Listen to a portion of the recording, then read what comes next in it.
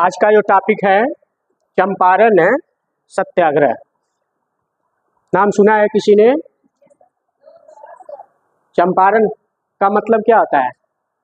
ये क्या है? चंपारण क्या है? कोई बताएगा?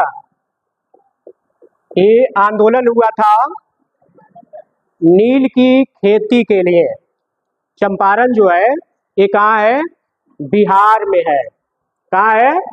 बिहार। और चंपारण है एक जिला। क्लियर हुआ?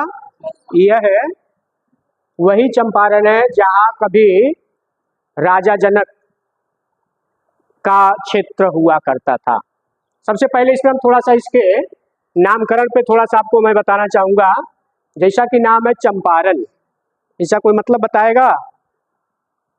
चंपारण का मतलब क्या होता है? चंपारण जो शब्द है वह दो शब्दों से मिलके बना है, चंपा धन अरण्य। चंपा का मतलब है चंपा चमेली का फूल आता है ना, वही है चंपा। और अरण्य मीन्स वन या जंगल। मतलब कि ऐसा क्षेत्र है जो क्या है, चंपा से एकदम बिल्कुल आच्छादित था। यह तो रहा उसका नामकरण के विषय में। प्यारे बच्चों, चंपारण सत्याग्रह जो था वह गांधी जी का पहला आंदोलन था। भारत जब वो आते हैं, भारत कब आते हैं? 9 जनवरी सन बोलो 1915 ईस्वी को। कल हम लोग अध्ययन कर रहे थे। वह जब आते हैं, उनको आने के बाद गांधी जी का पहला यह मूवमेंट, पहला यह आंदोलन था। और चूंकि गांधी जी सत्य और अहिंसा के पुजारी थे, आपने देखा है चंपारण सत्याग्रह। सत्याग्रह का मतलब क्या होता है? सत्याग्रह, सत्य के लिए आग्रह। गांधी जी के जितने भी आंदोलन आप पढ़ेंगे आगे या पढ़ा होगा, तो गांधी जी हमेशा सत्य और अहिंसा के पुजारी माने जाते हैं। उनके किसी भी मूवमेंट में, किसी भी आंदोलन में उनका यह उद्देश्य था कि हमारे किसी भी आंदोलन में हिंसा नहीं होनी चाहिए, और इसीलिए उनको सत्य और अहिंसा का पुजारी भी कहा जाता है। उसका उन्होंने पालन भी किया।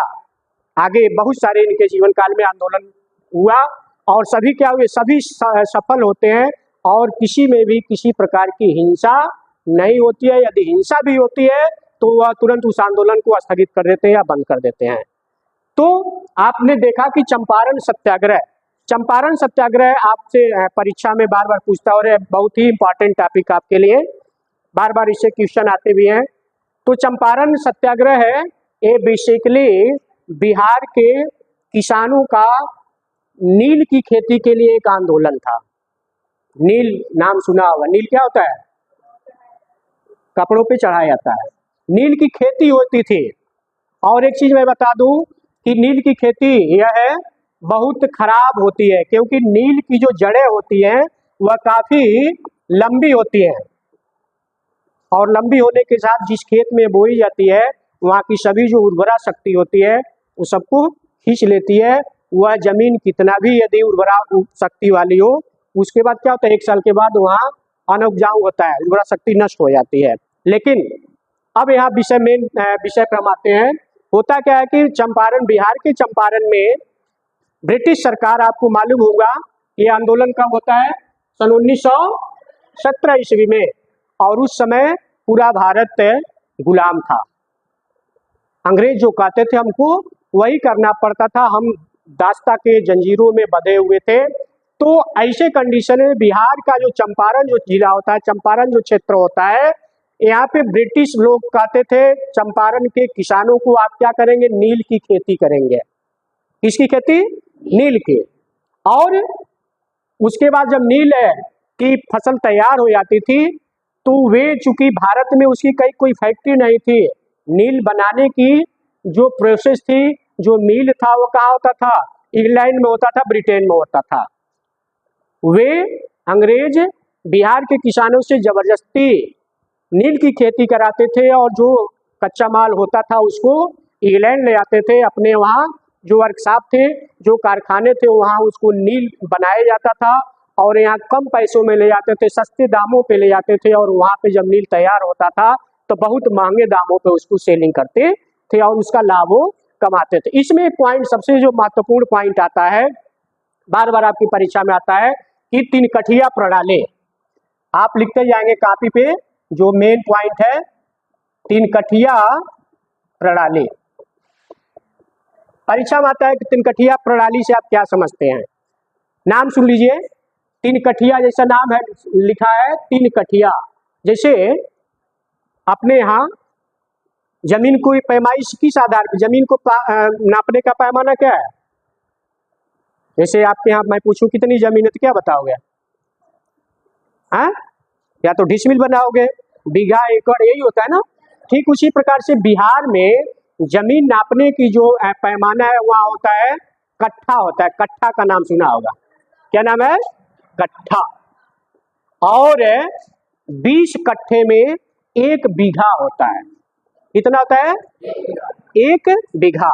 अब ध्यान से सुनिएगा, बहुत इंपॉर्टेंट 3 कठिया। इसमें ब्रिटिश सरकार ने बिहार के किसानों को यह कानून बनाया कि आपकी जितने भी जमीनें हैं, मान लीजिए किसी किसान के पास 1 बीघा मतलब 20 कट्ठा जमीन है, तो उसमें से 3 कट्ठे पे वह क्या करेगा?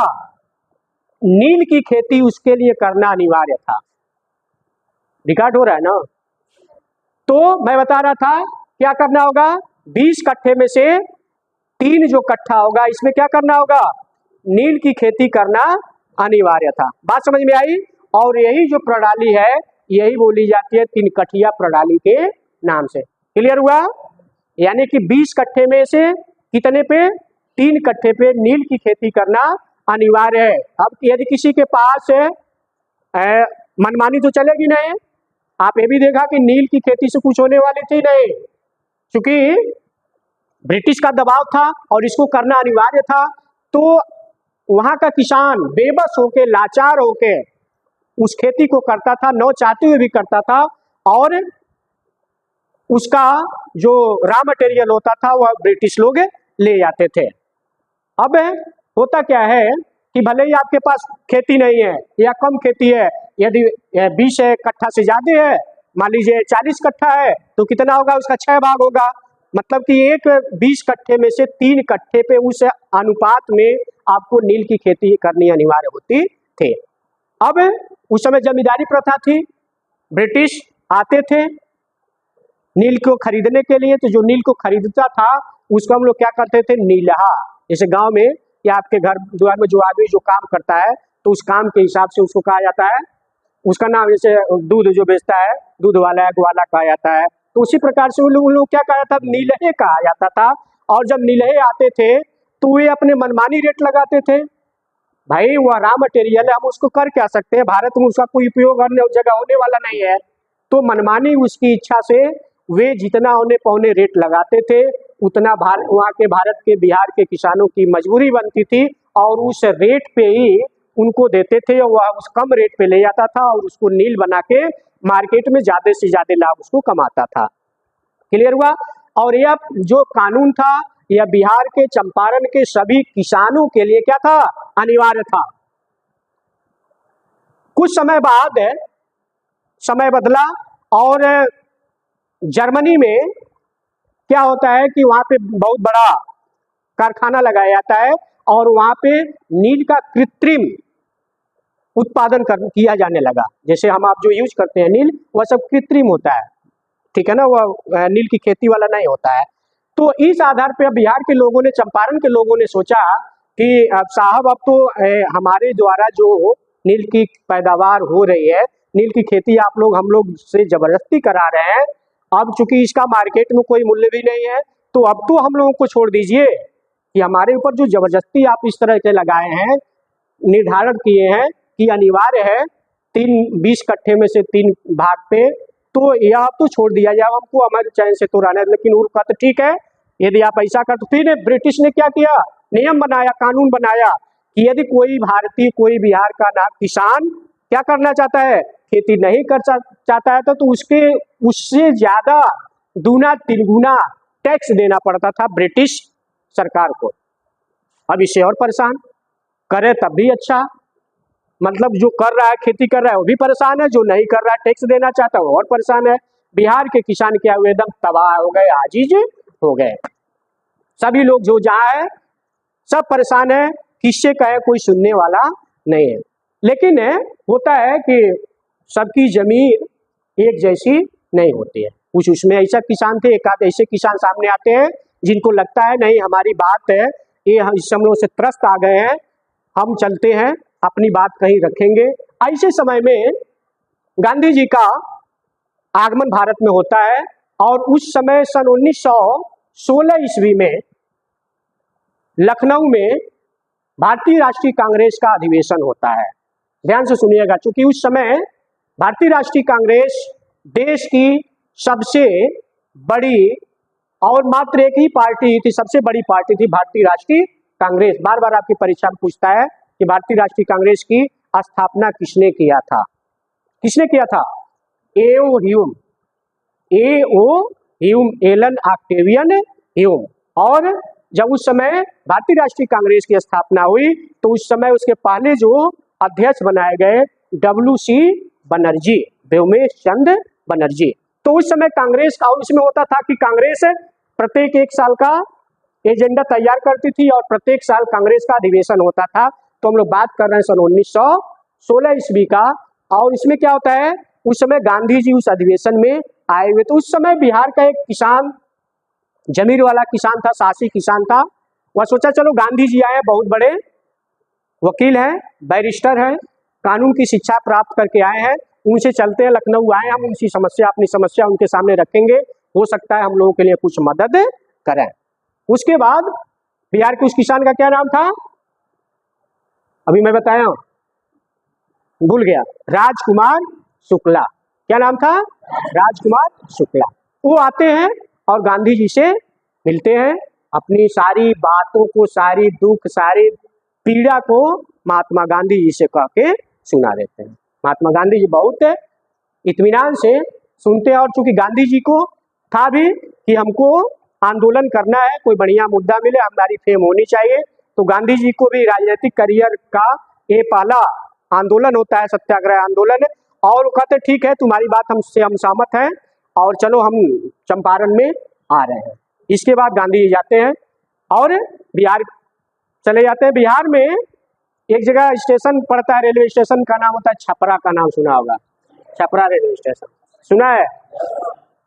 देखा नहीं है? चलिए भविष्य में कभी जाइएगा, देख आइएगा। तो गांधी जी छपरा रेलवे स्टेशन पे उतरते हैं और उस समय वहाँ के जो क्षेत्रीय नेता थे, जैसे आपने राजेंद्र बाबू का नाम सुना होगा, स्वतंत्र भारत के पहले राष्ट्रपति, ठीक, वहाँ और अन्य नेताओं से उनकी मुलाकात होती है, उनका बहुत ही गर्मजोशी से गांधी जी का स्वागत होता है। और इस बात का पता जब ब्रिटिश प्रशासन को चलता है, ब्रिटिश हुकूमत को जब चलता है, तो ब्रिटिश हुकूमत कहती है गांधी कौन है, तो लोगों ने बताया कि अरे वही गांधी हैं जिन्होंने दक्षिण अफ्रीका, जब गांधी जी, आपको एक और मैं बात बता दूं कि गांधी जी 22 वर्ष की अवस्था में दक्षिण अफ्रीका गए और 45 वर्ष की अवस्था में वह दक्षिण अफ्रीका से भारत आते हैं। और कहा गया है कि जब गांधी जी दक्षिण अफ्रीका गए तो गांधी जी बन के गए और जब लौटे तो क्या बन के लौटे? महात्मा बन के लौटे। क्लियर हो रहा है? तो इस आधार पे अब गांधी जी से प्रशासन हिलने लगा, अरे यार वो तो बहुत बड़ा बैरिस्टर है। वहां के जो डीएम होते हैं तुरंत आते हैं और क्या करते हैं कि गांधी जी को चंपारण जाना संभव नहीं है, उनको जाने पे पाबंदी लगा दी जाती है।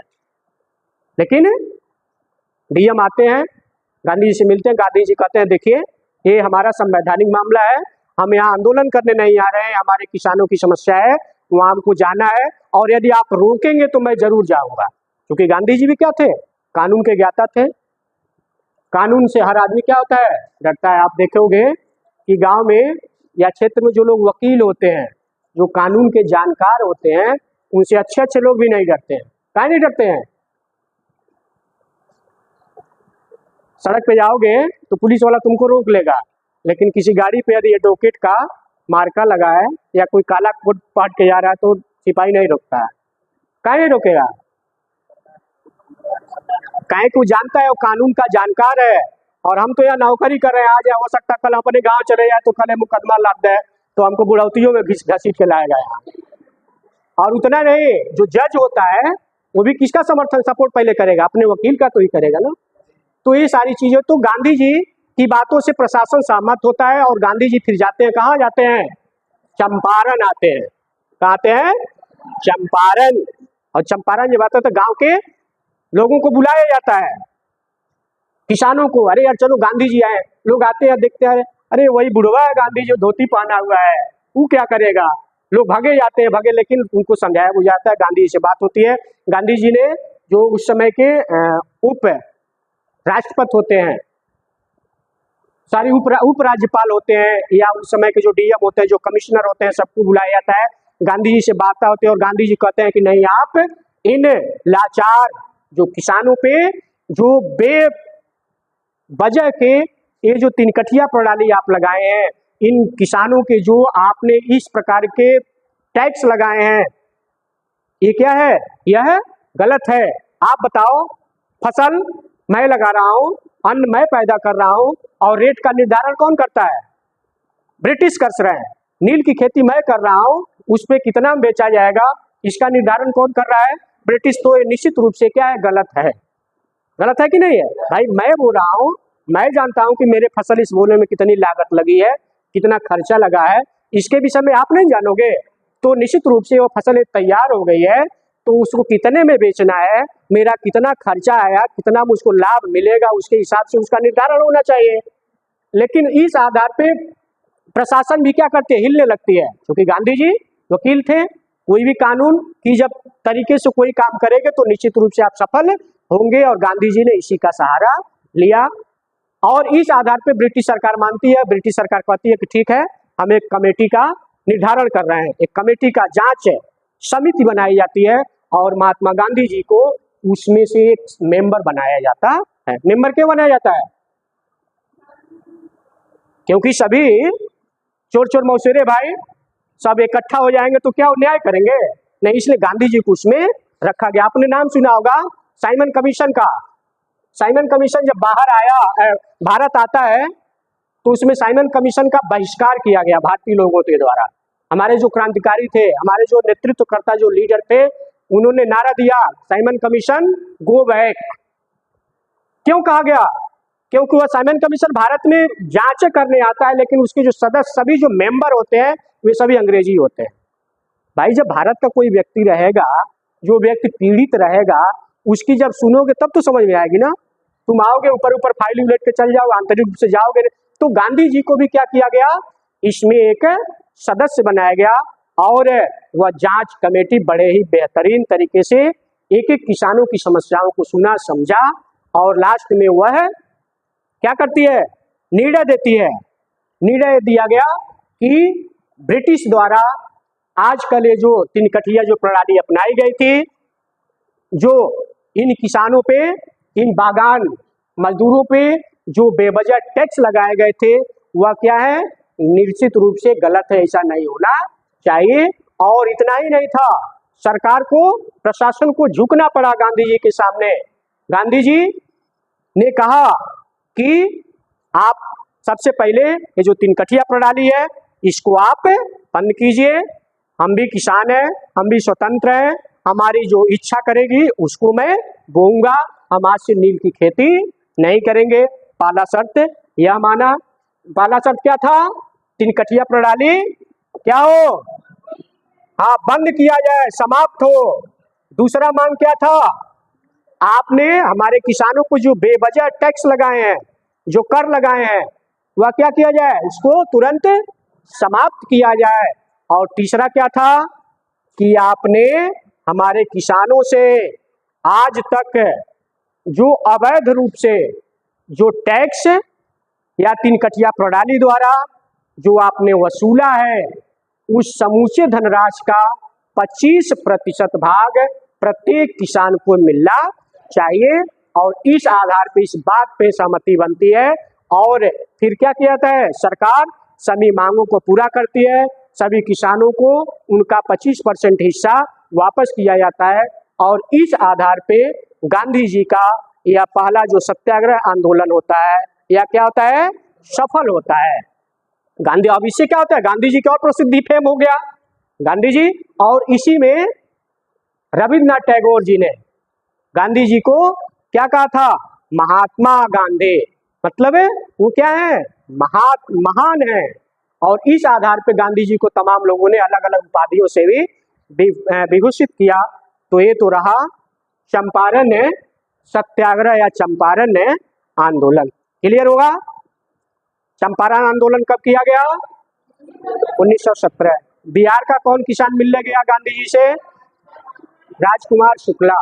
तिनकठिया प्रणाली क्या है, एक कोई बताए, तिनकठिया प्रणाली बोलो।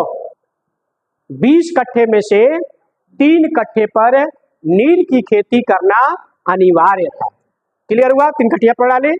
ओके, बंद कर दो।